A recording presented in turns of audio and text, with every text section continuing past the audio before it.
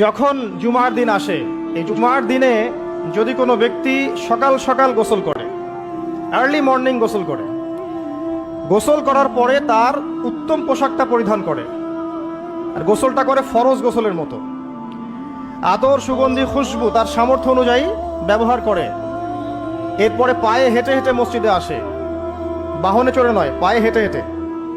যদি আপনি অনেক দূরে থাকেন সেটা আলাদা কথা। এবং ইমামের কাছাকাছি বসে মসজিদে আসার পরে যতটুকু সম্ভব হয় সুন্নত পড়ে নিল, নফল পড়ে নিল, এরপর ইমামের কাছাকাছি এসে বসলো। ইমামের খুতবা শ্রবণ করে মনোযোগের সাথে। খুতবা শ্রবণ করার সময় কাউকে কষ্ট দেয় না। কাউকে কষ্ট দেয় না মানে হচ্ছে যে কেউ কথা বললে তাকে এতটুকু বলে না যে তুমি চুপ করো, কোনো কষ্ট দেয় না। ইমামের খুতবা শ্রবণ করে, নামাজ পড়ে ইমামের সাথে।